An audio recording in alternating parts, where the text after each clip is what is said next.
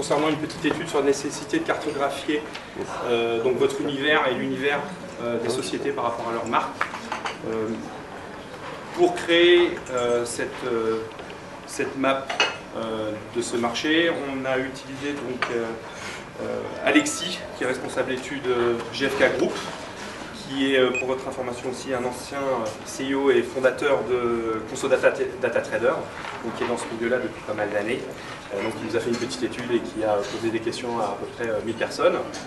On a aussi Vincent Ducret, donc, que certains doivent sûrement connaître, qui est un expert dans le management de l'information, qui est sur ce marché depuis un petit moment, qui travaille pour l'État entre autres, qui participe à HEC Business School où il développe une théorie qu'il a mise en place, qui est le Hub Management.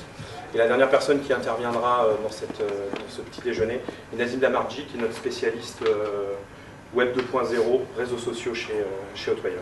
Pourquoi est-ce que vous allez sur le site internet d'une marque?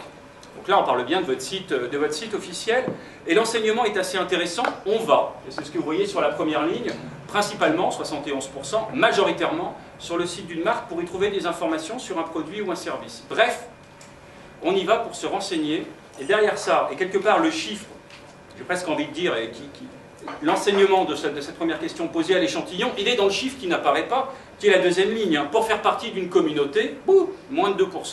Donc on va aujourd'hui, en consommateur français que l'on est, sur Internet, sur le site d'une marque, pour comprendre, se renseigner sur les produits et les services, pas a priori pour ce qu'on va appeler s'engager avec la marque. On va essayer de creuser un peu ça. Où est-ce que vous allez le plus souvent, vous en tant que consommateur, internaute, chercher des informations à propos d'un produit ou d'un service sur une marque sur Internet? Là aussi, la réponse est relativement claire. Spontanément, et j'ai envie de dire c'est plutôt une bonne nouvelle, on va sur le site de la marque, 49, quasiment 50% des cas, ou alors on utilise un facilitateur qui s'appelle un moteur de recherche. 50% des cas, quelque part, je m'adresse à la marque pour obtenir les informations que je souhaite. Un tiers déjà des cas, on arrive sur un phénomène où on va demander à d'autres utilisateurs ce qu'ils en pensent. Donc, quelque part, on vient de mettre le pied dans le buzz. Donc, on est aujourd'hui, en France, au moment où on se parle, donc en mars 2011, avec 50% des clients qui, face à un problème sur une marque, vont plutôt aller demander des avis à d'autres consommateurs plutôt que de s'adresser à vous. C'est un flux indirect de dispersion qui est quand même colossal.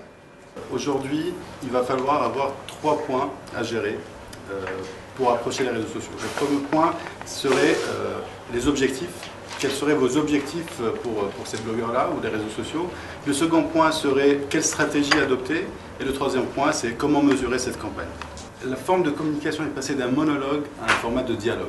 C'est-à-dire qu'aujourd'hui, l'internaute, l'utilisateur, a un droit de parole. Laisser parler tout seul sur Internet, ou est-ce qu'on va aller créer ces endroits-là, ou essayer de lui donner des outils pour communiquer avec nous, essayer de voir, essayer de gérer cette communication? Je pense que c'est plutôt cette question-là qu'il faudrait se poser.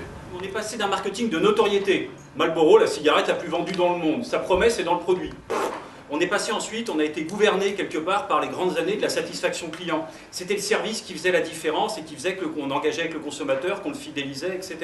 Objectivement, aujourd'hui, on est passé dans des marchés où ce qu'on cherche avant tout, c'est de la préférence.